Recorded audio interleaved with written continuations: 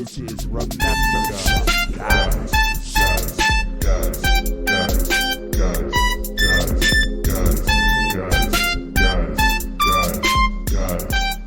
Sacks waiting on deck, but the game right now is at the plate. High fly ball into right field. She is gone. And in a year that has been so improbable, the impossible has happened.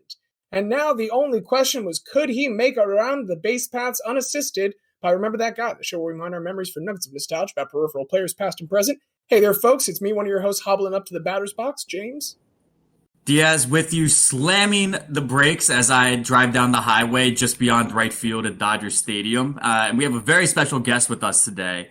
It is the baseball that was hit out of the stadium. Please introduce yourself. Yeah, you know what? It actually ended up somehow crossing the country all the way to rural New York, where I am the very special guest Xavier.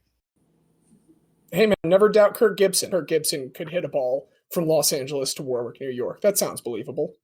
That's some Uncle Rico levels right there. What I love about that play is, like, how many plays that we have the iconic call, right, that everybody remembers. And there's two iconic calls of that because, James, of course, you do the Vin Scully call, and then we also have the great Jack Buck with I Don't Believe What I Just Saw.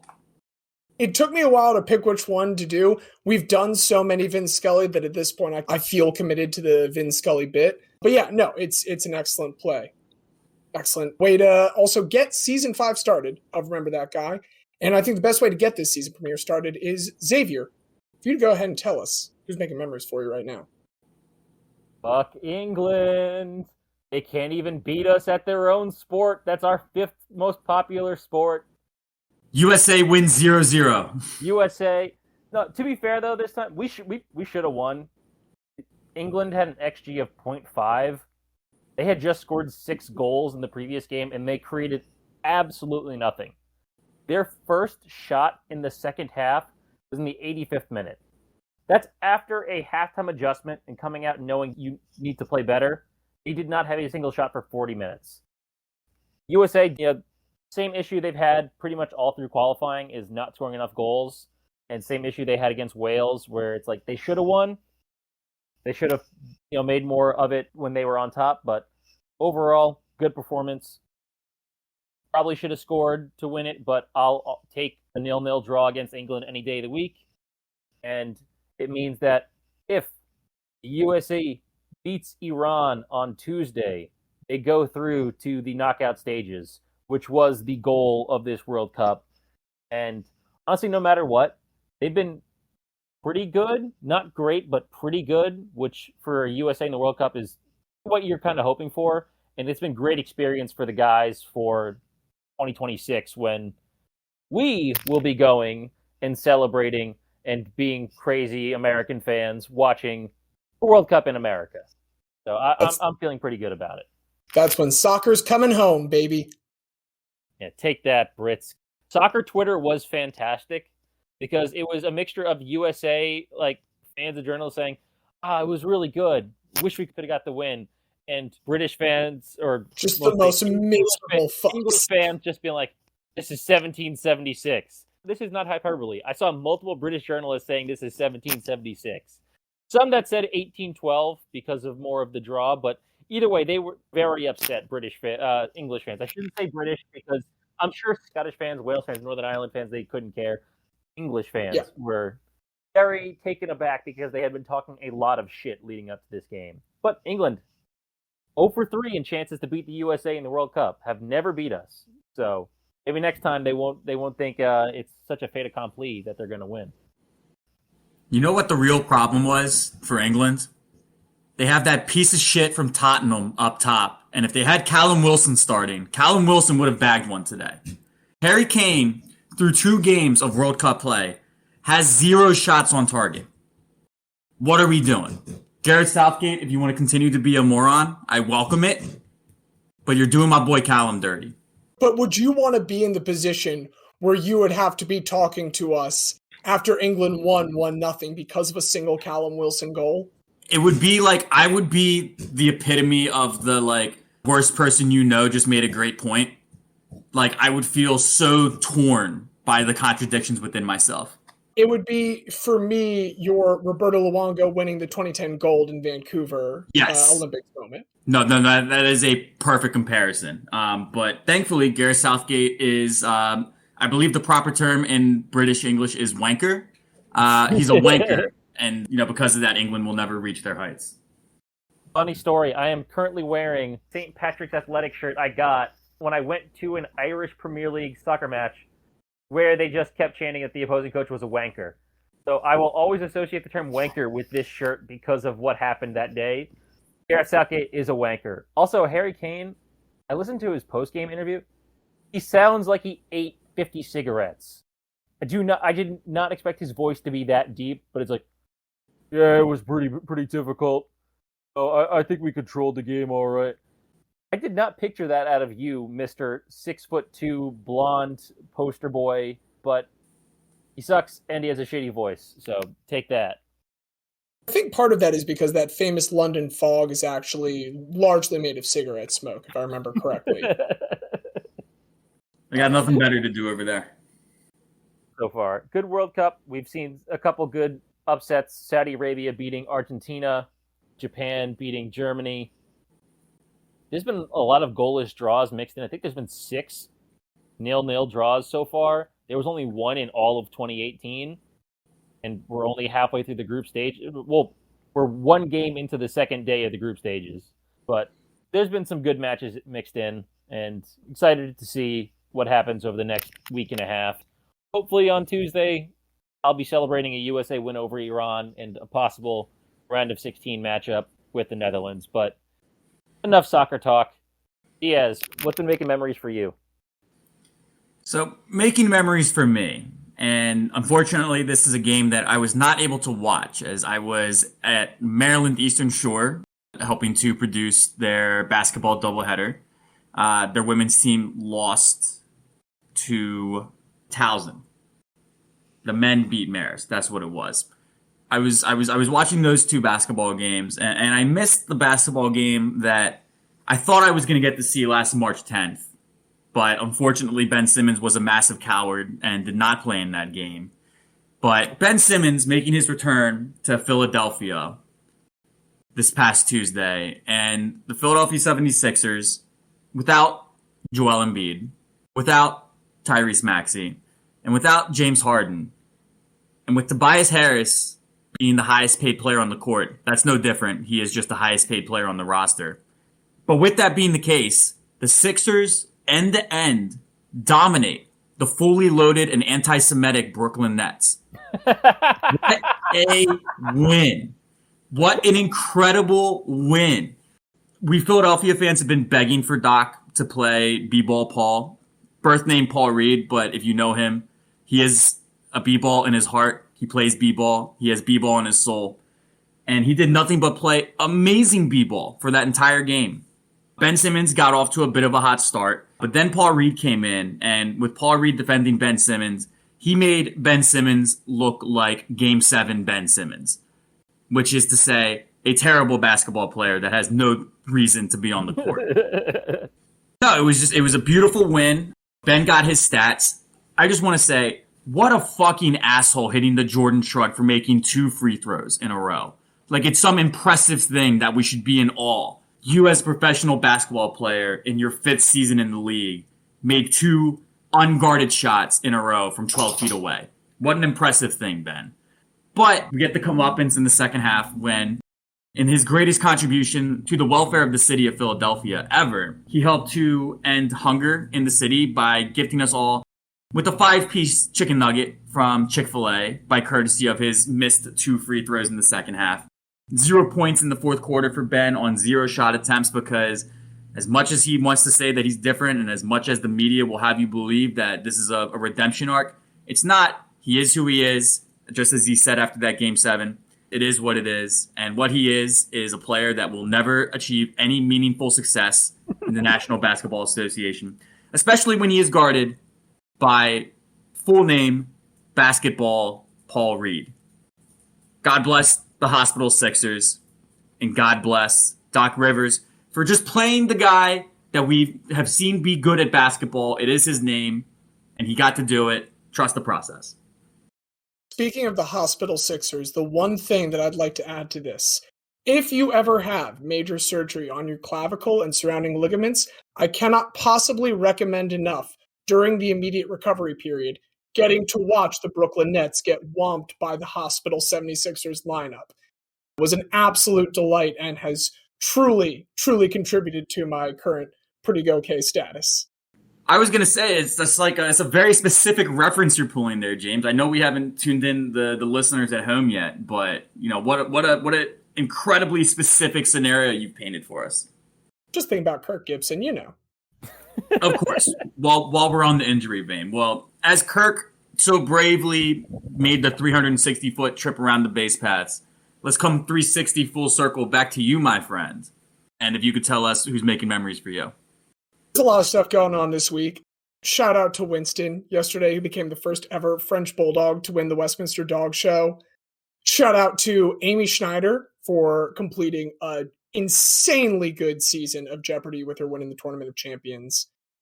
However, person I want to focus on, it's not someone having a career highlight. It's someone bringing their career to an end. Are you too familiar with NFL linebacker Blake Martinez? Yes. Of course. Yeah, I'm sorry, I should say former NFL linebacker Blake Martinez. Blake Martinez is no longer going to be playing in the NFL. He did retire this past weekend. And part of that is because, he's had an injury history. We've seen this before with Calvin Johnson, Andrew Luck, Luke Kuechly. Who's the guy on the 49ers that retired really early? Chris Borland, yes. Blake Martinez has also had a terrible injury, much like them. He did tear his ACL at one point by playing with the New York Football Giants. He was having a pretty okay year at the Las Vegas Raiders. However, an important thing if you're going to retire is to make sure that you've got good post-retirement assets. And I think Blake Martinez got a really good proof of concept, apparently, of that last month.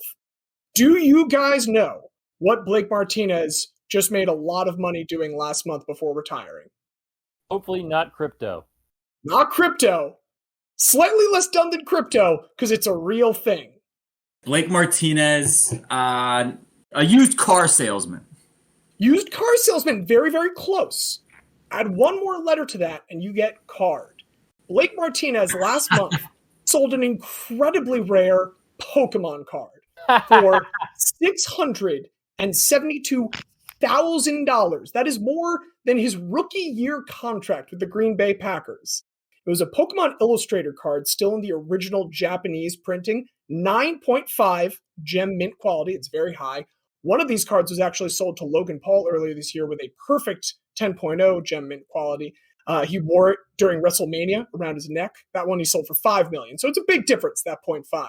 But Blake Martinez has other Pokemon cards in addition to this big one. And so he knows that he's now got this nest egg to start retiring with. And I'm just very happy for Blake Martinez to spend his retirement safe, healthy, away from the sport, and just trying to catch them all. Aren't we all? I would love to figure out how much he spent initially to get that, or if he just happened to have it from when he was a kid. I'm sitting in my parents' house right now, and there is a box that I can see right now that has Digimon, Pokemon, and baseball cards in it. The top card was a Bernie Williams Topps 50th celebration card, and then a whole bunch of Digimon cards. I would love it if just one of those happened to be worth $600,000, but I doubt it. This one was probably like a collector's item he got previously. Again, this was the fully Japanese one. It was a special effect card. It's an image of a Pikachu. It is holographic, and the Pikachu's like painting and illustrating. It's called the Illustrator card. He had called it the Swirlistrator because there's a particular swirl in the printing that denotes this particular print run from later print runs. A very pretty thing. It's better than crypto because, again, at least you can hold the card in your hand. It is fungible.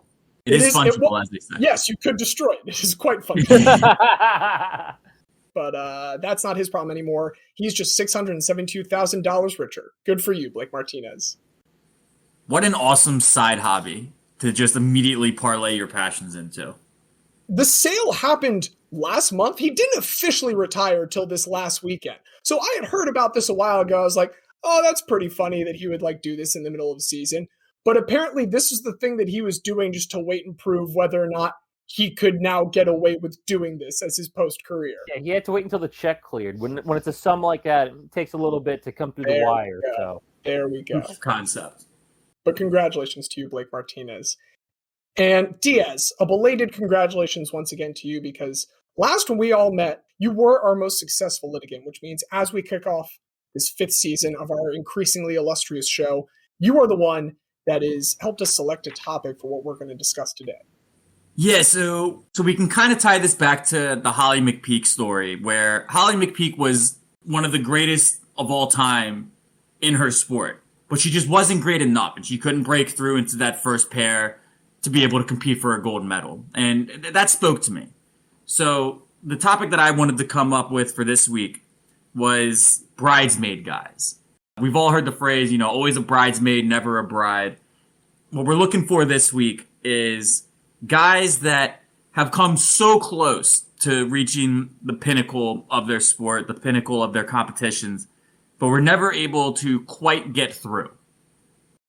And with that in mind, I was immediately struck by one of my favorite Philadelphia Eagles when I was growing up. This is a guy that was drafted by the Houston Oilers, actually. He would then go on to be the teammate of Hall of Guy inductee, Dr. Kevin Dyson, when they did lose that Super Bowl to the LA Rams. He and Javon Curse would eventually come over to Philadelphia. This guy came over a couple years before Javon Curse, where he proudly donned the number 69 for a near decade for the Philadelphia Eagles. Ooh, that's incredibly nice times 10. Incredibly nice. And it was actually 9 seasons that he played with the Philadelphia Eagles. So not quite the full 10. But number 69, drafted in 96 by the Houston Oilers before moving on to the Philadelphia Eagles, ultimately ending out his career with the San Diego Chargers. I'm talking about the father of current NFL lineman Jon Runyan Jr., Jon Runyan. And again, he's just Jon Runyan. He does not go by Jon Runyan Sr. anywhere. He just goes as Jon Runyan. So John Daniel Runyan, born the same day as yours truly, actually, November 27th, just 19 years earlier in 1973, in the town known most for its incredibly clean drinking water and incredibly good business practices by local businesses, Flint, Michigan. Oh, God. So he was born there, and he was born to a father who, if I was to say a random person in Michigan, what would you guess that their father did? Made cars. His father was an employee at General Motors. Now, Jon Runyan, of course, as I've already alluded, goes on to have a pretty successful NFL career, but he was quite the athlete in his high school days. So competing at Flint, he set the middle school Michigan record in the shot put while competing for Carmen Ainsworth Middle School with a heave of 50 feet 7 inches. Again, that is as a middle schooler. He is putting this shot about 16, 17 yards down the field. Pretty absurd. He would then go on to be a 2-time Michigan High School Athletic Association shot put state champion at Carmen Ainsworth High School. In 1991, his junior year, he would launch that baby 57 feet 6 inches, and he would add nearly 2 whole feet to his shot put by the time he won the state championship the next year with 59 feet and 5 inches. Now, his prowess outside the gridiron was not just limited to the shot put. He was actually a great basketball player as well. Standing at 6 feet 7 inches tall, he was second team All-State in Michigan his senior year as a center. Michigan, obviously, was a pretty good basketball scene. It's just funny to me that he's clearly not a quarterback. He's not throwing there, and he's the center in the basketball team, so presumably he's not doing a whole lot of shooting there. And then he's also a state champion at shot put. The way that could cross over with the other sports. Well, if you think about it, the shot put, it's getting the torque, and then it's also your arm strength. So if you think about it, the way you're like pushing forward with the shot put is the same way that as an offensive lineman, you're getting low and you're extending up with your arms. So some crossover there. And who knows, maybe much like fellow Eagles right tackle Lane Johnson. Lane Johnson was a quarterback in college to start with. Maybe that's a path Runyan could have gone down, but that's not the path he went down. And the other path he didn't go down was basketball. So, I mean, as I mentioned, second team All-State as a basketball center. He had a scholarship offer to go play full-time for Michigan State and Tom Izzo. He declined this, though, and turned his back not just on basketball, but also on Michigan State to go play for the Michigan Wolverines.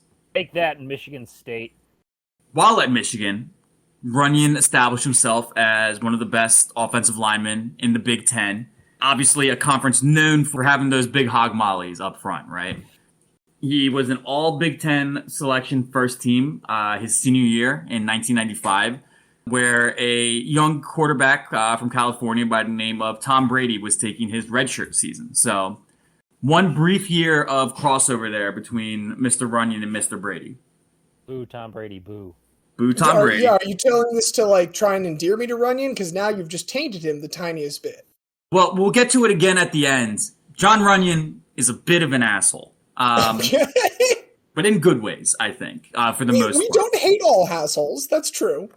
But anyway, so, he's a first-team All-Big Ten selection. He goes to the Combine, and his numbers are, like, fine. They're not great.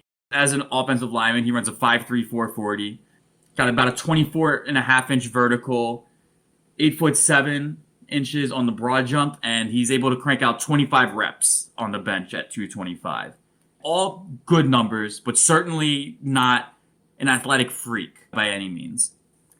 And his draft position would reflect this. So he's drafted in the 4th round of the 1996 draft, 109th overall, by the Houston Oilers.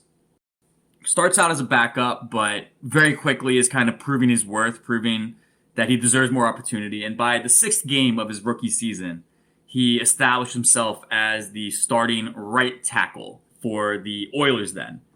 The team then moves to Tennessee, where they still are the Oilers for the first 2 seasons. They had a bit of an identity. That's a weird crossover when they did that. Isn't that dumb? I'd say it's the second dumbest. Utah Jazz remains the dumbest. It's the whitest place in the entire country, and you have a team named after Jazz. But other than I kind of like it now, ironically, in that it's like the least Mormon thing. It's silly, right? At least the Tennessee football franchise realized the error of their ways, because just in time for the 1999 season, they do become the Tennessee Titans. And for that 1999 season, that is, of course, the year that the Titans have the Music City Miracle. Jon Runyan was not on the field for the play. He had to make the throw that Frank Wycheck made to Kevin Dyson. Probably not going to go as well. Dr. Kevin Dyson. Dr. Kevin Dyson, of course. Please forgive me. Please forgive me, Doctor. But Jon Runyan still starts on that team. And he would actually be on the field for that 1-yard short play for Dr. Kevin Dyson. So already we have our first bridesmaid moment. Not quite able to break through. And then after the 99 season, his 4-year rookie contract is up. So he goes into free agency and he joins the Philadelphia Eagles on a contract that, in modern terms, doesn't seem too crazy. 6 years, $30 million. But it's important to note, at the time, it made him the highest paid offensive lineman in NFL history. Kudos to the Eagles for shelling that much out at that time. You guys have respected offensive line play, I think, historically. Well, that was always Andy Reid's thing. Andy Reid obviously is a big guy himself. So his whole ethos with football is dominate the line of scrimmage and figure out the rest later. I'd say it's worked pretty well for him. It worked pretty well for the Eagles, and obviously it worked pretty well for Jon Runyan. Runyan's coming off of being named second-team All-Pro in 99, which, incredibly enough, is the only time he ever made any All-Pro team. He would go on to make a Pro Bowl with the Philadelphia Eagles in 2002. That would be the only Pro Bowl he ever made. So despite being this was a contract that you guys just loved. Well, here's the thing. Jon Runyan was fucking beloved in Philadelphia. Like, so much. There's one clip that I'll always remember. Michael Strahan, of course. Everybody knows Michael Strahan. Great defensive end for the New York Giants. Had the sack record kind of bullshit because Brett Favre just kind of like laid down. Clearly the least ethical thing that Brett Favre ever did was laying down so that Strahan could get that sack. But somebody that didn't lay down for Michael Strahan was Jon Runyan. And there's a great clip out there. Michael Strahan goes to try to do like a spin move. And he's like slightly off balance, and Runyan just like flattens him.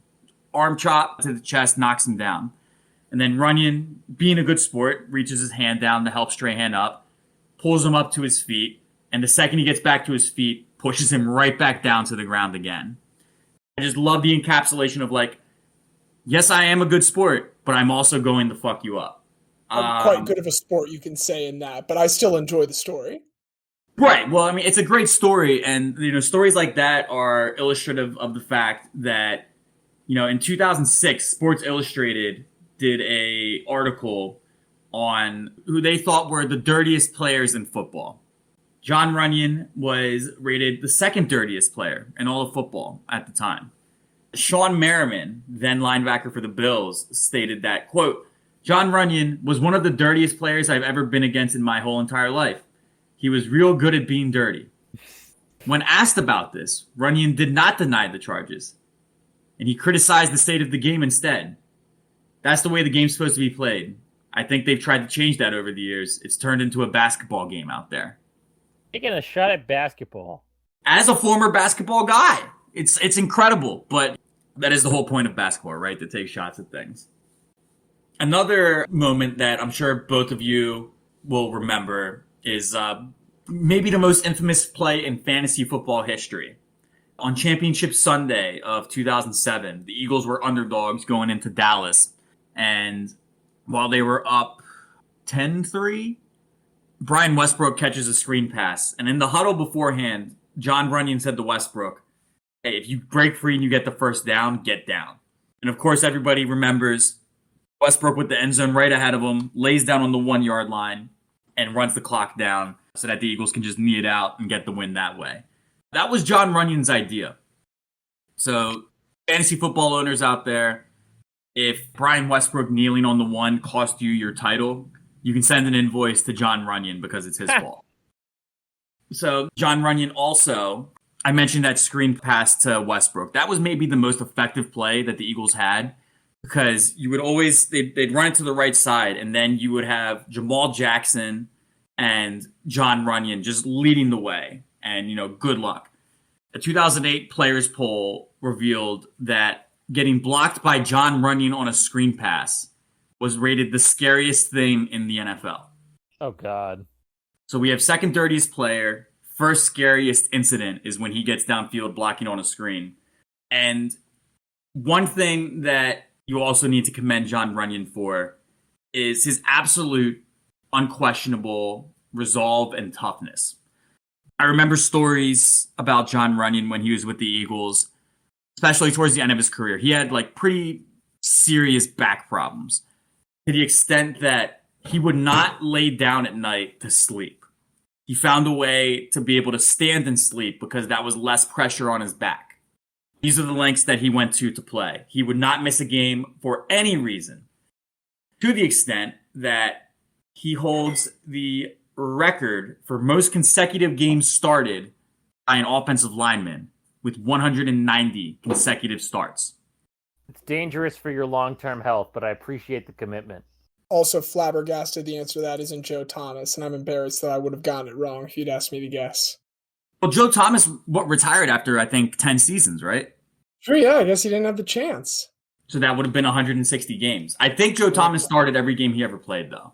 In addition to that, Runyan also started each of the 18 playoff games that his teams appeared in during the streak, which brings it to an effective 208. After the 2008 season, which was kind of the swan song for the Eagles of my youth, that was the year that they would beat the Cowboys 44-6. They still had Jim Johnson as the defensive coordinator, rest in peace. Still had Jon Runyan at right tackle, still had McNabb at quarterback, all those things going on. 2008 was the last ride, really, for that team. Further accentuated by the fact that following that postseason run on January 28th, Runyan had a microfracture surgery on his right knee. The Eagles wanted to bring him back. He was back in for a tryout on September 10th, but he did not sign a contract. He would sign with the San Diego Chargers. He played 5 games for them before realizing that his body simply is not going to respond anymore. Just not going to work. And he ultimately retires.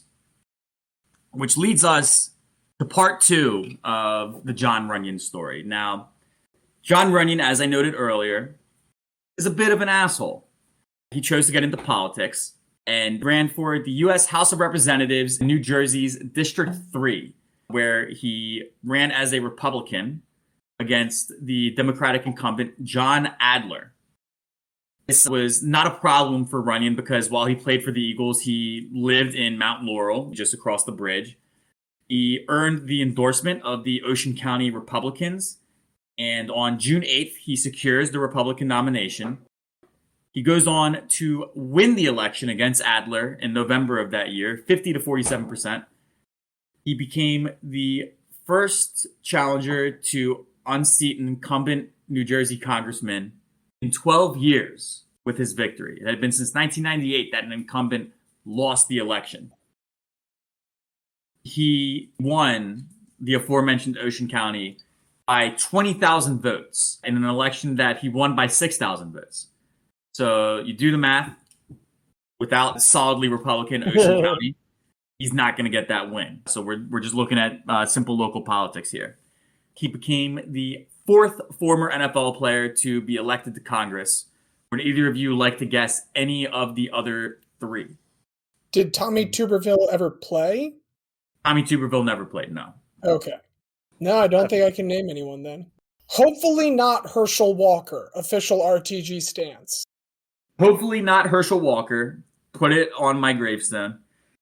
The other 3, just to clean it up for you. Jack Kemp, Keith Schuler, and Steve Largent. I did actually know about Heath Schuler because I believe it was either North Carolina, Tennessee, one of those. Keith Schuler was North Carolina, and he is also the only Democrat of that bunch. The other 3 he was people the guy before Peyton Manning at Tennessee, at the University of Tennessee. House of Representatives, of course, every 2 years you have an election. In 2012, he's going up against Adler again. So Adler is back for more. He wants blood. He wants his seat back. The only problem is that John Adler dies suddenly in April of 2008. No, it is horrible. And in an attempt to carry on her husband's legacy, Shelley Adler, the widow of John Adler, would run in his stead.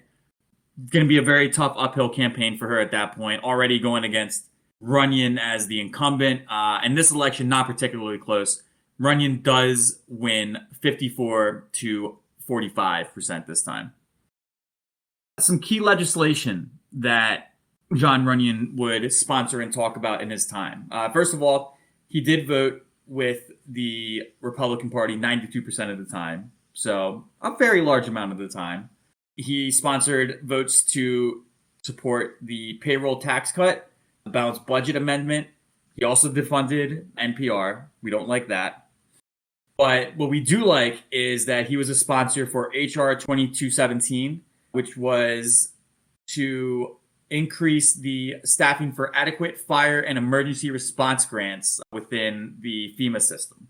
So we respect that. He is a man of small government, but he is a man that recognizes government should exist in some form. Everybody gets one. He gets one. Well, he gets 2 because he will also vote to amend the Fish and Wildlife Act of 1956 to reauthorize the volunteer programs and community partnerships for the benefit of national wildlife refuges. So almost in a classical, we weren't always evil Republican sense, back when they supported like national parks and shit, Jon Runyan did support that. And also, I mentioned that Jon Runyan believes that government should exist and does serve a purpose. He would disavow himself from the Republican Party and not seek re-election for a 3rd term after the 2012 government shutdown, which he thought was, to put it in layman's terms, bullshit by the Republicans. Said, if we're not even going to attempt to do our jobs, we're not even going to attempt to govern, why would I want to work with these people? I'm out. So at that point, Jon Runyan does bow out of serving in Congress. Today, as mentioned in his introduction, Jon Runyan serves as the father of Jon Runyan Jr. He serves as the father. It is a duty. It is a responsibility. Jon Thank Runyan him for his Jr. service. He's starting offensive lineman for the Packers, so the Runyan bloodline remains strong. And he once appeared as a construction worker alongside other Philadelphia Eagles in an episode of It's Always Sunny in Philadelphia. If you remember the season 4 episode, America's Next Top Patties Billboard Model Contest. Jon Runyan gets a cameo as a construction worker. And if you're looking to maybe catch up with Jon today, all you need to do is get into the local Philadelphia area and call yourself an Uber, because there may be a chance that your driver will be a 6'7", former 69 wearing gentleman by the name of Jon. Yes, Jon Runyan, in his spare time, serves as an Uber driver in Philadelphia. Sure. So you never know. Man, pension not doing well for him, I guess. And he's at, doesn't he get the NFL and the Congress pension? He gets both of those pensions. He just has to be boredom at that point. Right. Yeah, I mean, it's just an easy way to make some spare money if you're not doing anything else. Proselytize some conservative values to unsuspecting passengers. Quite possibly. But, I mean, again, like, I always want to say, like, if you folks have been listening this long and you don't understand the political leanings of the three of us, I don't know what you've been listening to. I do not agree with Jon Runyan's politics. However, I can at least respect and admire that he was willing to say bullshit when the Republican Party went fully overboard on all of its bullshit. He seems like he would tell Matt Burke and Aubrey Huff to fuck off. And with this being the third week that we have brought up former athletes from our cities that have turned to politics, that being the through line at least gives him a little bit more decency, I can agree. Right. He got out before it went fully off the rails. Maybe perhaps Jon was a bit naive in his small government politics, but at any rate, one thing he was not naive about was his pure assholery on the football field, doing whatever it took to be a great teammate to his team and to be a thorn in the collective ass of the opponents. Twice getting so close to winning the Super Bowl. I don't even know if I mentioned the 04 Super Bowl because I'm just so traumatized by it. But yeah, we lost the Eagles Super Bowl 2004, Patriots. We lost that. Hey, if he had killed baby Tom Brady when he had the chance, that could have been avoided. He could have. It's very much that is Sliding doors. That is our baby Hitler conundrum on this podcast, baby Brady. And if we had killed him, not only would the Eagles have won Super Bowl 39, we also would not have this disaster of a film known as 80 for Brady.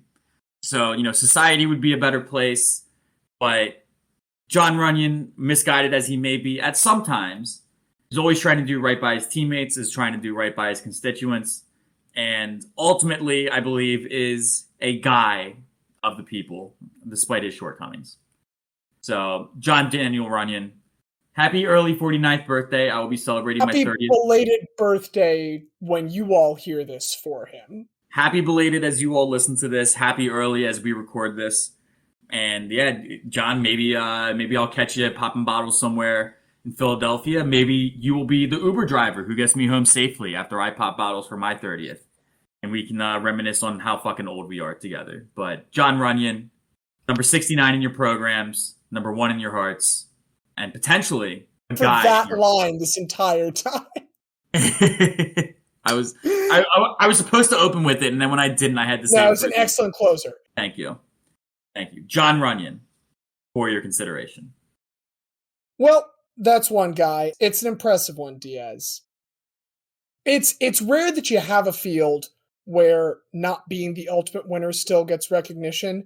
But one place that you can always find that at is the Olympics. I've always found this fascinating about the Olympics, how much we talk about like total medal count versus gold medal count. Leads to a lot of silliness, like when the US just kept insisting on finding ways to put us ahead of China in, say, the 2008 games. Oh, but look at all those silver and bronze. It also leads to interesting historical nuggets like one of the most decorated female Olympians, certainly in track and field, as well as all sports, in sports history. And that is a Jamaican runner by the name of Merlene Ottey. Are you familiar? Merlene Ottey. I looked that up because I don't. Well, here, let me save you some time by looking her up and just tell you her whole story. Please. So Merlene Joyce Ottey, that's how she's born, when she is born to parents Hubert and Joan Ottey in Jamaica. It's in the parish of Hanover, which is like their states, in the small town of Cold Spring on May 10th, 1960. And like many people who are athletically inclined in Jamaica, she takes up running. Her mother is the big force from her parents in getting her into this. She actually buys her a manual very early on in her life. I don't know exactly how much of a difference a track and field manual would make, but I guess that's just something that I don't understand as a simple plebeian. But another big crystallizing moment for her, the 1976 Olympics. She's 16, and there is a Jamaican runner, a man by the name of Donald Quarry, who's just killing it for Jamaica. Gets the silver in the 100-meter, gold in the 200-meter, and she's able to listen to this on the radio, while she's doing her barefoot races at school during the daytime. She's noted she very specifically ran barefoot this whole time. So it's a real kind of bootstrap story.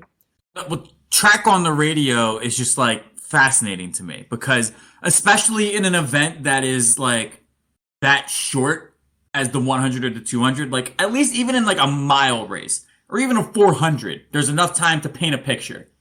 But like you can do it with horse racing, but a 100-meter dash. 100 meters, like, and they're running, and it looks like maybe this person, and okay, it's over. That's it. I mean, quite literally, you have about a 10-second window to get all your commentary in. Yeah. Well, despite the difficulty of medium, it does captivate her, and so she follows in Donald Quarry's footsteps. She, as a Jamaican, moves to the United States and goes to the same school as he did, big track and field powerhouse, the University of Nebraska. She's going to go be a Cornhusker. What? Of course, noted track excellence. Well, we joke, but this was not a joke at the time. By any chance, you happen to know the 1979 Nebraska women's track and field coach? See, this is going to be a name that I will know, the way that you put it to me. I'll tell you this, it's a last name you will know. It's Carol Frost, who is the mother of Nebraska championship winning coach in 1997, Scott Frost. What tangled webs we husk. Well, and a quick aside for Carol Frost. She was so good at track when she was in college that she won medals for the United States in the Olympics, despite the fact that at the time the University of Nebraska did not have a women's track and field team. So did she just like train with the men? Was just training independently, qualified for the Olympics, and won a couple medals. And then she is a big part of why this program gets started at the University of Nebraska following that. And she gets this star recruit, Merlene Ottey. Carol will get quickly replaced by Gary Pepin, who is the next coach. He actually takes over both teams and then coaches them until earlier this year in 2022. The next person that coaches a women's track and field team will only be the second person since Carol Frost to have coached a women's track and field team at University of Nebraska. Remarkable. Yeah, but enough about the Huskers. We want to focus in on one specific Husker, and that's Merlene Ottey, who has a phenomenal 5-year career. She does do the full 5 years there up until 1984. During that time, 14 national titles, 24 All-America records, most ever by a Cornhusker student athlete. She is part of the school winning titles from 82 through 84, the three-peat, and she still to this day holds the indoor 55 and 200 meter records and the outdoor 100 and 200 meter records for the school, University of Nebraska. That is a lot of records. Was that 4 records? That's 4 that she still holds for the school to this day. Yeah, it's an illustrious college career. But of course, we're talking about people who were the bridesmaids and never the brides. If we were talking about college sports, I'd be barking up the wrong tree. However, for the first time, we approach an Olympics where she is eligible. The 1980 Moscow Olympics. We're very familiar with this one. It comes up a lot in our show. It's been the source of a lot of dash dreams. Good news is, Jamaica does not boycott the 1980 Olympics. Merlene Ottey does get to go compete while in college at the 1980 Moscow Summer Olympics. And because it's mostly East German, Soviet, and then just the other countries that didn't feel like boycotting, she ends up getting a bronze. Does really well. Comes in third by just about 0.17 seconds to someone who was setting an Olympic record for East Germany at the time. And you will love this. This is a very specific record. She is the very first female English-speaking Caribbean Olympic medalist. On a Tuesday. On a Tuesday during a day game with clear skies. And 30% or less humidity. Yeah. This gives her, in 1980, her second straight Jamaican Sportswoman of the Year honor. She had won it the year before due to a very good performance at the Pan American Games, but now she's hit the Olympics, and she goes back to Nebraska, finishes off that college career, and at the end of that college career, it's time for yet another Olympics in 1984. This time, she is going to come as a graduate at the University of Nebraska. Just for what it's worth, she graduates with a Bachelor in Liberal Arts. She comes to the Los Angeles Olympics. She's the only woman to make the podium in both the 100 and 200 meter sprints. However, in both of those, she is defeated by two different pairs of Americans, both of them with the gold medalists setting Olympic records, as they did when she came in third previously. So she's continuing to rack up these bronze wins, but unfortunately, she keeps showing up on other people's best days. Now, one thing I'll clarify. In some international competitions, she is still winning gold. She gets gold, for instance, at the 1982 Commonwealth Games before those 1984 Olympics. Between 84 and 87, though, she's going to temporarily not compete as Merlene Ottey. She's going to compete as Merlene Ottey Page, because she marries an American sprinter, Nat Page. She doesn't win any medals as Merlene Ottey Page, but she does add two more Jamaican Sportswoman of the Year honors. So she's now got those in multiple names, going on 5 in the last 6 years now. And all of this leads up to her third crack at Olympic gold, 1988. We are going to Seoul Olympics in the 200 meter by 0.04 seconds. She finishes fourth, doesn't even make the podium this time. And unfortunately, injuries that she sustains during the 100 meter runnings, she gets a did not finish in the semis. Her Olympic count following 1988, after 8 years, still just the 3 bronze. And this year, she doesn't even get Jamaican Sportswoman of the Year. Grace Jackson, who took the silver in the 200 meters, she does get it. She'll get a few more of those, don't worry. 1988, not the high point that you want to end with. So she starts looking towards the 1992 Olympics, and the next 4 years represent one of the strongest stretches of her entire career. She is going to, if you'll pardon my joke, really kind of hit her stride. Boom. She returns to the Commonwealth Games for the first time in a while in 1990. It's held in Auckland. Gets 2 gold medals there, both for signature events, the 100 and 200 meter. She has really good showings at the 1989 and 1991 World Indoor Champions. Gets the gold at the 200 meter and finishes on the podium for both of them in the 100. Still adding bronzes and silvers as well to the count. In 1991, the Jamaican women's 4x100 relay team wins gold at the 1991 Tokyo World Championships. This is her first ever official gold at a World Championships match, not Commonwealth, not Pan American, not World Indoor, and it is all ready for her to go to Barcelona in 1992 and get this Olympic gold monkey off her back. She's going to go there with another up-and-coming Jamaican sprinter. This is now 12 years since she started, so there's been continuous rotation of her teammates. And now Juliet Cuthbert is the other Jamaican sprinter with her. They both make it to the finals for both the 100 and 200 meters. I'll spoil this for you. Cuthbert gets silver in both. In the 200, Ottey again, unfortunately, finishes with a bronze. But in the 100 meter, in a race where from first to fifth place, it is only divided by 0.06 seconds, going from 10.82 to 10.88. She is unfortunately the fifth place. She only adds the one more bronze here in 1992. Another disappointing showing by her, which means that Juliet Cuthbert gets her very first Jamaican Sportswoman of the Year. Ottey settles for her 4th Olympic bronze, though I should mention in the 3 intervening years prior to this Olympics, she had won Jamaican Sportswoman all of those 3 years. So she does now have 10 of them, which has already set the record for most by anyone in the country. A collective decade of being the best woman at athletics in your country. Yep. And, you could say, okay, she is still one of the most decorated Jamaican athletes of all time. She has been to 4 different Olympics now. And as we've said, there's been this turnover. Her teammates are changing. A new generation's ushering in. She's having a really good, late career here in everything but the Olympics. This time in between rounds, in 93 and 95, she's again in the finals for the World Championships in the 200 meter, wins gold in both of those. 95 is actually in Barcelona for the World Indoor Championships. And this time in Barcelona, she takes care of business. She actually, at the 60-meter dash in those World Indoor Championships, sets what is still the world record. And 95, that is her 13th Jamaican Sportswoman of the Year honor in the last 17 years. I hope they just renamed it after this to just her name Sportswoman of the Year, because at that point you just deserve it. It's like you retire a trophy because it's literally just her. There are 2 people that have gotten multiple ones in the time that she's won this, and she's still managed to make them look like footnotes because she's gotten 13 in the last 17.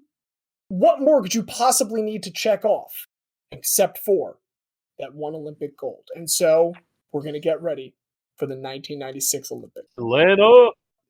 In the 200, at the age of 36, she beats Juliette Cuthbert, who makes it to the finals with her. Ultimately, though, she does end up with the silver in that 200 meter behind French athlete Marie-Josée Pérec. That's okay, because while the 200 had been her signature earlier, she's shifted a little bit more towards the 100. This is really the one where she thinks she has a chance this time. And all eyes are on her and American Gail Devers. In 95, in the World Championship, they finished 1 and 2. Gail Devers in that race won by 1/1000th of a second. That's disgusting. It's disgusting, and it's going to get grosser as they meet in the Olympics. Oh, no. Both of their times, when they finish, read 10.94. They are again divided by thousandths of a second for the second year in a row on the sport's biggest stage. When they check, it's a slightly bigger margin this time. It's 5,000th of a second, by which Gail Devers again just barely edges out our girl Merlene Ottey. So now she ends the 1996 Olympics with one more bronze medal because the 4x100 meter relay team that she was anchoring does get the bronze. She has 5 bronze medals, 2 silver, still 0 gold. If you were waiting for a decline, 2000 is when that sort of starts to finally happen. The only medal that she wins in the next 4 years leading up to the 2000 Olympics is a 200 meter bronze in 1997. Part of that is because in 1999, when everyone's starting to prep for Olympic qualifying, she actually gets pinged for a urine sample. In Lucerne, Switzerland, she tests positive for anabolic steroid nandrolone. She's banned from that year's World Championships. She's banned from Olympic qualifying. And she protests, says it's a total mistake, takes it all the way to our good friends at the Court of Arbitration of Sport. We love bringing them up. Switzerland. And because of mismanaged protocols, neutral-ass Court of Arbitration of Sport, players actually know we're going to have to drop everything. She could participate in the Olympic qualifiers, but she hasn't really been able to train properly for this whole year leading up to it. And so she misses qualification by 0.03 seconds. She finishes 4th in the qualifiers. It's good enough to still make the relay team for the 2000 Olympics. So she's already going to come onto the Athens Olympics, which I'll remind you will be her 6th Olympics. But she talks to the Jamaican Amateur Athletic Association because they have a bit of a loophole. They have the discretion and have used it in the past prior to this moment to, if there are extenuating circumstances, substitute out the third qualified person for someone that might have otherwise been qualified if not for extenuating circumstances. Oh, no. She pushes for this a little bit, and they report on a quote-unquote injury to Peta Gay Dowdy, who's the third place finisher, who's like another young, up-and-coming, new generation of sprinter, and Merlene Ottey is given her spot in the qualifying. And other Jamaican athletes do not like this. This does not go over well. They actually have what's called the village protests. The Jamaican athletes outside of Merlene Ottey almost protest against their own athletic committee to not participate in the games. The IOC has to come talk to Jamaica like, hey, get your fucking house in order. Get your people in line. Who you said is going to play is going to play. Sorry, you don't get to back out of this decision that you made now. And so, under that cloud of controversy, Merlene Ottey Page does make it to the finals of the 100 meter. She comes in 4th, though. Marion Jones, laps the field, relatively speaking, in 100 meter. And then it's a really tight cluster after that. She's right in the middle of that pack, but she does finish 3rd in that pack, 4th overall, while she does then pick up a bronze with the 4x100 meter relay team, which again, that one she's on totally legitimately. She's even the anchor for it. So here in her 6th Olympics, at the age of 40, That does make her, at the time, the oldest Olympic medalist in track and field. What's even more is Marion Jones is later going to get banned for substance use. Her fourth place finish will get bumped up to third. So in 2000, she goes and she gets 2 more bronze medals, which makes her, at the time, the most decorated track and field female athlete in Olympic history without a single gold medal. Still a pretty nice trophy cabinet to have. It's a pretty nice trophy cabinet. And so, yeah, you look at all of her accomplishments. We mentioned she's the first ever Caribbean female Olympic medalist. She's the 13-time Jamaican Sportswoman of the Year. She is, even to this day, the record's been tied now, but she is the most awarded medalist in Olympic female track and field history. It's like she's got an enormous page of accomplishments. However, Merlene Ottey decides that she does have some more shit to prove. Ooh, Teresian. It is Teresian. 6 is not enough. She wants to come back for a 7th Olympics. One thing she's not going to do, though, is compete for Jamaica. Now, she felt that Jamaica, as she entered her 40s, was trying to push her out of the sport a little bit. I do disagree with Merlene Ottey a little bit here. They did use a loophole to get you into the Olympics at the age of 40. That seems a bit more about someone who's been a top athlete for most of their entire life, not wanting to pass the torch in any way, shape, or form. Who was it that said, I'm not here to... Ryan Tannehill talking about Malik Willis? Yeah. I'm not here to help him learn. She decides she's not here to help the Jamaicans learn, but she could probably lead somewhere else to glory. You see, in 1998, she'd already gone to find a different coach recently, having kind of felt this estrangement from the Jamaican Amateur Athletic Association. She moved to Slovenia to work with a new coach, Sherdan Dordovic. I think I'm pronouncing that correctly. So she's living in the capital city of Ljubljana, and in 2002, she just goes full hog and becomes a Slovenian citizen and starts competing internationally for the nation of Slovenia. That's a fun nation to pick. So in 2003, she makes her first finals for Slovenia in any international competition at the World Indoor Championships. And at the age of 43, she wins her 30th medal in major competition, placing third in the 60-meter at those World Indoor Championships. That is going to be enough to qualify her in 2004 at the age of 44 for her 7th consecutive Olympic appearance, a number that in track and field has only been exceeded by one person, a Spanish racewalker named Jesus Angel Garcia. In 2004, she does even reach the semifinals, but her ride for Slovenia does end there as she misses the finals by 0.03 seconds. That is going to end up being her final Olympic appearance. She does miss qualification for the Slovenian team in 2008 by 0.28 seconds. She's really close at age 48 at making it to Beijing, but not quite. However, even though she can't make the Olympics, she does not stop competing for a little bit. She ends up still competing with Slovenia's 4x100 meter relay team all the way up until the Euro Championships in 2012 at age 52, 2 years after she'd already broken the record for oldest competitor at the age of 50 in 2010. Ridiculous. That is her last year. Slovenia as a country is ranked 22nd, so Slovenia as a country doesn't even qualify for the 2012 Olympics. At the age of 52, she concludes a 34-year track and field career across 5 decades, 2 countries, 7 Olympics, at least 13 covers of Jamaican sports publications, and along with Allyson Felix, remains the most awarded medalist in track and field to this day. For this record, for all of her records, she's very often referred to as the queen of the track. But due to the makeup of those awards, she is also often referred to as the Bronze Queen. I, though, think that we can all agree, regardless of which of those nicknames you prefer, Queen Merlene is one hell of a guy. The only thing that I dislike is that she did win gold in something else. I wish she'd never won a gold in anything. Only bronze and silver. So across her 30 total, 15 of them are bronze, and 9 of them are silver, and then 6 are gold. So even looking at all of her championships, like, yeah, you won a lot, but when we say won, you came in second and third a lot. How many bronzes equals a silver, and how many silvers equals a gold? Well, if we're going by World of Warcraft rules, it's a 10 to 10 to 10 base logarithmic scale as you go up. I always looked at it as like a gold is worth 5 points, a silver's worth 3, and a bronze is worth 1. So by my math, we would have a 5-to-1 ratio. And that's the kind of convoluted thinking that has led the U.S. to continue to think in years like 2008 and 2010 Winter Olympics that we come away as the top medal winners. But we pick whatever math works for us.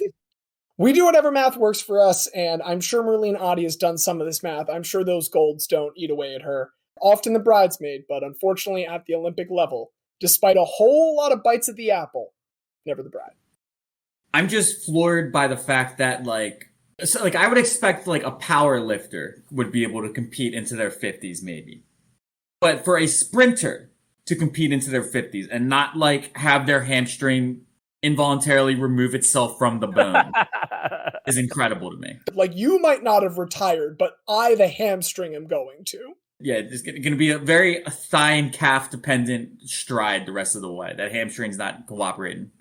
Dude, I don't know. Whatever that manual that her mother got her when she was a child told her, it had something good to. We need to track that manual down. I could not get info on like who published it or anything like that, but this mythical manual that her mother bought for her during her childhood in Jamaica really made a difference, man. Love it, Merlene. I love her, but you know what? I think I've got room in my heart for yet one more guy tonight. If Xavier, you've got someone that you think we might be able to slide into that open heart hole. Yeah, I have someone, and I will just preface this by saying Diaz will know this person. Diaz, if there's anything that you feel like you need to add, please feel free to do so. Do you remember Eric Snow? Do I remember Eric Snow? Are you fucking kidding me? Do I remember? Hold on, wait. Let me go through the things of if I remember. Do I remember Eric Snow hitting the game-sealing jump shot with a screw in his foot because he broke it in Game 1 of the 2001 NBA Finals? Of course I do. Do I remember Eric Snow being the starting point guard for LeBron's team in 2007, the worst starting lineup in the history of the NBA Finals? Of course I do. Do I remember Eric Snow being so uninspired by early 2010 Sixers basketball that as the color commentator, he quite literally fell asleep during a broadcast and was called out by Mark Zumoff for doing so? Of course I remember this. Of course I remember Eric Snow, who is probably weighing about 300 pounds now. I remember Eric Snow. I gotta say, this is an ingenious strategy by you on, like, as we record Black Friday, historically one of the laziest days of the year. You really just wanted to save your voice and let Diaz run the segment for you. Like, brilliant move on your part. I knew I would get at least a little bit of a opening rant. But, yeah, I want to talk about Eric Snow. So, Eric Snow was born April 24th, 1973, in Canton, Ohio, home of the NFL Hall of Fame. And befitting a place hosting a sporting Hall of Fame, he was born into a sporting family. Eric's older brother, Percy, was a star linebacker at Michigan State. He was a consensus All-American and Butkus Award winner in 1989, and a member of the College Football Hall of Fame. He's also one of only 5 MSU players to ever have their number retired. This dude was apparently incredible, and then got into a ATV accident after his rookie season, and was never the same again. But Snow family, very talented when it comes to sports. So we already kind of have like a Sterling Shannon situation here almost. Yes, but Eric doesn't follow his brother into football, but he did follow him to Michigan State. At Michigan State, he plays under Hall of Fame coach Judd Heathcote, who was the one, who coached Michigan State during the Magic Johnson championship in '79, and actually played the last season under Heathcote, the season right before Tom Izzo, who had been an assistant coach there for 12 years, takes over and has been there ever since. During his senior season, 94-95, Snow averaged 10 points, 8 assists, and 3 boards. He was the offensive second fiddle to backcourt mate and consensus All-American Sean Respert, but made his name as a top defender, winning the Big Ten Defensive Player of the Year. He doesn't think he's going to be a professional basketball player, but Heathcote just says, there are teams that like what you do, just keep being you, you get a chance. So he just works hard on the defensive side of the ball. Spartans end the regular season 22-5, second in the Big Ten, and that's good enough for them to be ranked number 9 in the AP poll, and they get a 3 seed in the NCAA tournament. Fortunately, They do then suffer one of the biggest ever tourney upsets at the time, losing to 14 seed Weber State, 79-72. Yes, Weber State did exist before Damian Lillard. I thought they just came out onto the map whenever Damian Lillard was born, so, That they sprung from his head fully formed like Athena from the skull of Zeus. Yes. Well, what's disappointing about that score too is it's like they didn't even need to like hit a clutch shot at the end. No, they just like kind of like beat your ass a little bit. By Weber State, a place that no one knows where it actually exists. I bet 95% of people could not tell you what state Weber State was actually in. 95 draft, Snow does get drafted. Number 43 overall, in between two guys who never play a single second in the NBA. Second round was just as useless back then as it is now. Well, just like the second round in the NBA is like relatively useless. And we need to remember that the NBA draft used to have like 8 fucking rounds. For what reason? The people he was drafted in between are Donnie Boyce and Anthony Pell. Two people that they could be made up names. No one actually knows who those people are. He gets drafted number 43 overall by the Bucks, but then gets immediately traded to Seattle Supersonics for another made-up name, Elias Zukauskis, and a future second-round pick. That sounds Lithuanian as fuck. It is indeed Lithuanian, so good work on that. I know my Eastern Europeans. After a strong training camp, Snow does actually get a contract and makes the Sonics team. Pretty much just a, end of the bench rotation player his rookie season. But he does come off to average 9 minutes off the bench whenever Gary Payton needed a breather. If you're a defensive-minded point guard, it's a pretty good situation to just watch Gary Payton every day do what he did. But yeah, even if it's just a couple minutes, he does get on the court for one of the best teams in the league. As Seattle goes 64-18, beats Sacramento, Houston, and Utah on their way to the NBA Finals, where they run into Michael Jordan and lose to the Bulls 4-2. After another season and a half, Snow's minutes start declining and essentially falls out of the rotation. So, on January 18th, 1998, he gets traded to the Philadelphia 76ers for a second-round pick. The idea originally was for him to be a defensive-minded backup to Allen Iverson, but Larry Brown, after seeing him for a couple games after the trade, decided that he could play these two together, convert him to a starter. So he had the point guard who doesn't score and the shooting guard who only scores. See how that works. And it worked pretty well. He gets named a team captain and is a key member of the Sixers team that goes to the 2001 NBA Finals. He does have a stress fracture in his right ankle and still averages 13 points, 4 boards, and 6 assists during the finals. They do lose to the Lakers, but at least you got the one win in the step over of Ty Lue. I'm sure that's still a formative memory for young Justin Diaz. Well, again, like I just want to reiterate what I said at the Open. Iverson has the step over. But people don't remember, Kobe came right back down and hit an 18-foot jumper over Rajah Bell. So it came back down and it was like, okay, the Sixers are up 2. If they don't score here, we're probably going to fucking lose. And they like ball deny Iverson for the first 20 seconds. Finally, Eric Snow's like, I guess I need to shoot this. And just puts up a fucking 18-foot running jumper that had no business going in. And it hit nothing but the bottom of the net. Marv Albert was more surprised that Eric Snow hit that jumper than he was that Iverson stepped over Tyronn Lue, if you listen to it back.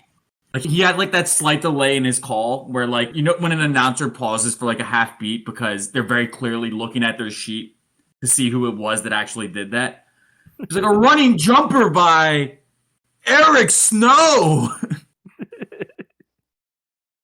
So, despite the Sixers' loss there, breaking the heart of young Justin Diaz, Snow's reputation as a defensive stopper continued to improve. The following season, when asked about who defends him the best in the league, Kobe Bryant said, quote, "I would say Eric Snow. He's very intelligent." He also gave a shout out to McKee, but he said that Eric Snow was the best person in the league to defend him, which I praise because at that point, everyone was trying to think of how to stop Kobe. 02-03, he has his best individual season. He averages 13 points, 4 boards, 7 assists, 2 steals, and makes second team all defense. This is the only individual honor he will ever get. But, second team all defense feels right as the one thing to celebrate Eric Snow for. That's not bad for a bastard from the north. After the 03-04 season, Snow does get traded away from his adopted Philadelphia hometown to the Cleveland Cavaliers for Kevin Ollie and Kedrick Brown. I love Kevin Ollie sightings. I forgot that Kevin Ollie had a second stint with the Sixers. He was on, I want to say, that 01 team as well as like the third string point guard. Wow, has anybody ever fallen off harder quicker in college basketball coaching ranks than Kevin Ollie? Like, he went from national champion to out within like 3 seasons. At least we got to see him win a national championship. We did. That was really cool and definitely worth spending 26 consecutive hours in a car with you and Mahan. And I think he did get the bag eventually. I think they did have to pay him out, right? Oh, yeah, absolutely. Yeah. They did. Yes, so he got his money at least. Now in Cleveland, Snow starts off on the bench before working his way back up the rotation again. And eventually he starts every game during the 05-06 season. Next season, back as a role player with the Cavs, led by Hall of Guy member Anderson Varejao, and also LeBron James, win the Eastern Conference. So it's really the Anderson Varejao show. I do just want to acknowledge, I so appreciate that within these presentations, we have now had 2 teammates and 2 references to already Hall of Guy inductees. The universe continues to expand. With the Carol Frost, Scott Frost connection, we were only 3 degrees from Darren Erstad to Merlene Ottey. We're right there. James, what happens in the finals in 2007? Oh, the Spurs beat the shit out of the Cavs. That they do. The Spurs sweep the Cavs, which puts a bow on a rough record for Snow, appearing in the finals with all 3 teams he ever played for and losing all of them. Winning 3 combined games across 3 NBA finals. Getting to be in the finals with like the last 3 biggest faces of the NBA. You go Michael Jordan, you go Kobe, and then you go Tim Duncan. There are people who are going to flame you for that, but I'm just going to let that happen. You could have also gone other ways with that by saying he got to appear with LeBron. I'd put LeBron over Tim Duncan. I'd still put Tim Duncan over Kobe Bryant, but I know that many basketball players wouldn't, and they know ball better than I do, so I will defer to them. I just really wanted to slander LeBron just a touch there with that. No, that that's was really fine. awesome. It's fair enough. LeBron's missed the playoffs more times than Tim Duncan had seasons below 50 wins at this point, so that's fine. Very true. So, Wins is a player stat. Somewhere Mina Kimes is just writhing right now.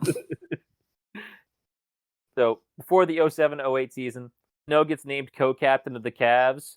This is the second time he's co-captain of a team. First time he gets co-captain with Allen Iverson. Second time he's co-captain with LeBron James. The co part is really doing a lot of work here for Eric Snow.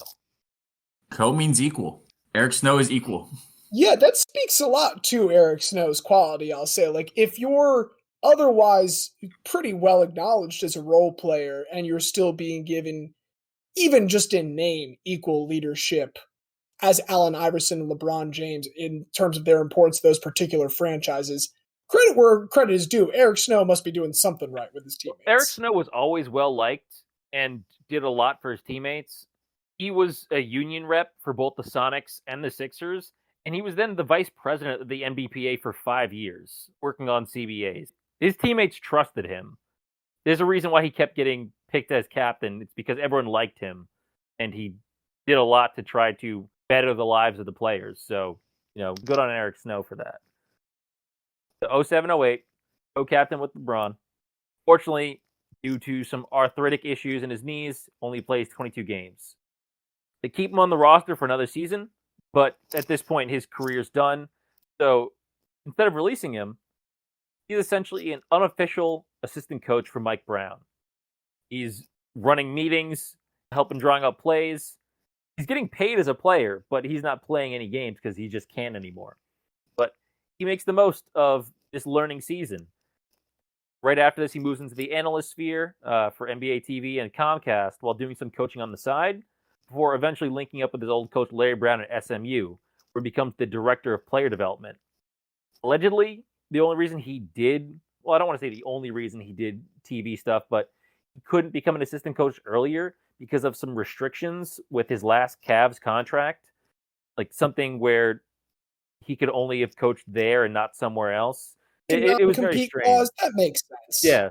So there's a good chance, Diaz, that he fell asleep because he just didn't care and wanted to be a coach, but they wouldn't let him because of contract restrictions. No, I think he fell asleep because he was watching Andre Miller and Samuel Dallenberg run the pick and roll together. That's old man basketball right there. We can Andre try Miller. and be nice, but like we've seen that Sixers team. It's completely understandable that he fell asleep. It was a team with a ceiling of 40 wins. So after this, he moves to FAU, where he becomes an assistant basketball coach for 2 seasons, and then to the Texas Legends in the G League, where he was assistant coach for 5 seasons. During the course of his collegiate career, professional career, and coaching career, Snow is never the guy. He's always just a guy. And he actually gets asked by ESPN about this, if it bothered him to be branded Iverson's, quote, supporting cast. And speaking for himself and the rest of the team, doesn't bother us at all. We understand this league, the marking this league, the star status in this league. You have to earn it. Iverson's earned it. He's earned the right to be called a star in the NBA because of the talent that he has. It doesn't bother me. And he reiterated this in a career retrospective when he was asked about playing again with AI and LeBron. And for me, it's awesome. To be able to say I played with those guys, more than anything, to be able to say that I experienced some things with them that I know were good moments in their career. And I would like to think that in some way or another, I helped them. That's a good thing for me, that in one way or another, I helped them do something. That's the kind of guy Eric Snow was. Always happy to be out of the spotlight, just trying to help everyone else do good things, whether it's college, whether it's on the court, whether it's union work off the court, assistant coaching, or charity work. He started a thing in Philly where every steal or assist he made, he would donate $20 to charity. So every single time, incentivized being a good teammate. It wasn't about buckets, it was about assists and steals. Also, really fun fact, he intentionally fouled Michael Jordan at the end of his last ever game during a Sixers blowout of the Wizards to let him take 2 final free throws and exit to a standing O. Diaz, I'm assuming you watched that game? I did. And my 10-year-old self eventually got over the fact that my dad did not buy us tickets to that game. No, I vividly remember that. It was Eric Snow fouled Jordan, and then I think they, in return, fouled Eric Snow so that Jordan could get out of the game. Yeah. It was a beautiful moment. In the backcourt, nowhere near the hoop. They just wanted to give Jordan his moment. It's funny because he actually had guarded Jordan briefly during the finals, and Jordan allegedly said one time when Snow was guarding him, "There's a little mouse on me. Someone passed me the ball." Turns out he held on to that for all those years. He's like, I've been nursing this grudge. Eric Snow did somehow end up with one of Jordan's shoes from the finals that he just auctioned off recently. So I guess like rookie Eric Snow was like, hey, Jordan, I know you just kicked our ass. Can I have one of your shoes? And apparently Jordan said yes. So, God. That reminds me of like the 92 Dream Team, when like the other countries would take pictures with the Dream Team right before they're about to get their ass kicked. Important to do that before so everyone can still kind of have smiles. The Cuban national team, I think, is who specifically did that. I would do that, and then if I lost by 100, I'd be like, great game, guys. Great game. I would then get them to sign the picture after. That's all I would do. There's definitely a margin where it becomes so much of a blowout that you're no longer upset by it. There's a bell curve where maybe if it's within 20, you kind of care and you'd be a little upset. And then past are like, yeah, what the fuck do you expect for playing the U.S. Dream Team? Yeah, lose by 1-5, it's funny. 6-20, it's annoying. More than 20, it gets funny again. Well, sounds like, if nothing else, a very classy guy with that final move for the end of Jordan's career. But is his career good enough to make our induction class? That's the real question. We find ourselves presented with a conundrum with these three. I'll admit that, to Eric Snow's credit, with our man Runyan, in one of his realms, he's quite successful, getting elections twice. And while Merlene Ottey did come up short, and I'll remind you, 7 different Olympics as one of the top-ranked runners in the world, as you've pointed out, she won several, maybe not several, but she won some golds in the World Championships and the World Indoor Championships. So if we're going by the most direct definition, Eric Snow is right there. And Diaz, you clearly have some affinity for him. Well, I do have affinity for Eric Snow, and the other thing that's clear from Xavier's presentation is that his teammates have an affinity for Eric Snow. And I think when the margins are this close, I'm going to modify a quote. We all know game recognizes game. Guy recognizes guy. The fact that two separate teams of his said, okay, the face of the league is going to be our one captain, and Eric Snow is going to be his co-captain. That speaks volumes to me. It really does. Counter argument, we have just pointed out something that he did win twice during his career, which were elections as co-captains of these teams. So, he wins respect. Much to consider. Much to consider here. I don't know if that gives you a medal on your wall or a congressional pension, but I do appreciate the considering it a win. It's between Ottey and Snow for me, and I do think I still lean Ottey just because it's like she got upset as it's like number 3 Michigan State losing to number 14 Weber. Maybe not all 7 times she's that favored, but several of those 7, she is one of the top ranked runners in the world. I am also between Snow and Ottey, and I like Snow a lot. I like Ottey for the sheer arrogance of, yeah, they kind of ached an injury to get me back into the Olympics, and then I still feel they didn't do enough for me, so I'm going to go compete for Slovenia instead. Like, just that one thing.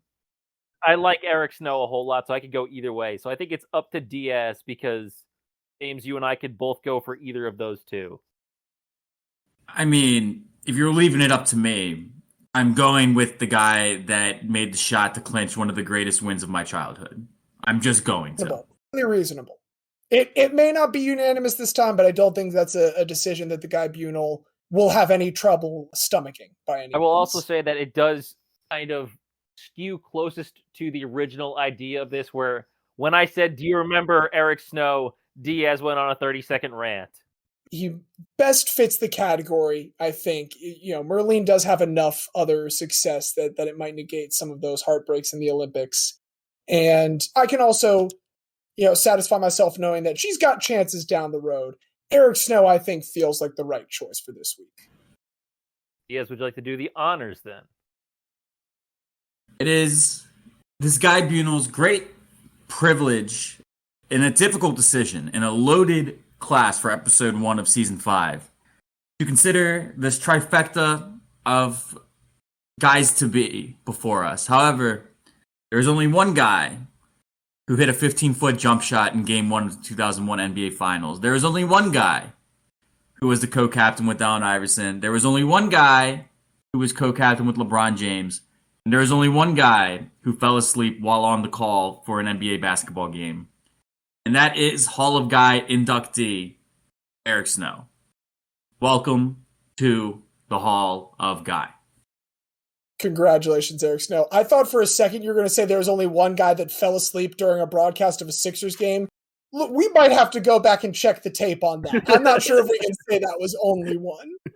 But on the call, that you've probably got. On the call. I mean, of these 3 at least, I don't think Jon Runyan or Merlene fell asleep while on air for anything. I don't think so. Congratulations to Eric Snow, and congratulations to you, listener, for getting through another episode with us as we enter yet another time this episode, our 5th season. We're so excited to be doing it again. Another happy belated birthday when you listen to this to our good friend Justin Diaz, who this Sunday is celebrating. Hopefully the Eagles get a little something to celebrate about. But until then, anything else you guys be watching? What's the next big World Cup game other than US-Iran? What's the one game that everyone needs to have watched when they hear this? Saudi Arabia, Argentina, Mexico. Ooh, that's a tough one for me. My picks are going against one another. I mean, Argentina needs to win, basically. They don't. Yeah. If they even tie, they're like kind of fucked. Yeah, they're in real bad shape. So Argentina, Mexico, that is tomorrow for us, Saturday for the listeners, and that's the 2 p.m. game. So the easiest for everyone who doesn't wake up at 5 a.m. like myself to watch. So definitely Argentina, Mexico. People might also enjoy the Canada-Croatia game on Sunday just because Canada's coach, after the loss to Belgium, where they played really well but then lost, said we need to F Croatia. And then so Croatia's largest newspaper did have a full cover. They took some umbrage with that. That was a picture somehow of him naked, but with maple leaves covering his genitals and mouth, saying, you know, you used your tongue, but do you have the balls to back it up, essentially. And I love that he definitely didn't mean anything by it of like anything against Croatia. It's just they had played so well against Belgium and lost. They really needed to get back in it, so he just wanted to rile up his team. Instead, pissed off the entire nation of Croatia. That'll be fun to see, you know, a game that should have been, you know, regular. You know, every game is big at the World Cup, but just something normal. Like, you wouldn't expect any bad blood between them. And now it's a death match, so that'll be fun. Tempers will be flaring. Balls will be flying. Yeah, I mean, all we need to do to get through the group stage is beat the country that arguably hates us the most in the entire world. So that's a super easy task for us. There's a lot of countries that hate us. There's a lot of countries that hate us, but Iran's got to be pretty up there. I'm not even disagreeing with their reasons for that hatred necessarily. Worst case, they are the Merlene of hating USA. Yeah, they'll keep at it for a long time, whether or not they're number one. And we hope you guys keep at it, listening to us. I think that's all we've got for this week. I've been your host, James. Please check for bike lanes before making right-hand turns. I've been the very special guest, Xavier. And I'm Diaz. And as Eric Snow once said while on the call, sometimes it makes you a little sleepy. People talking in the huddle and you're like, blah, blah, blah. And then the game starts and you're like, okay, it's time to guide. Got it.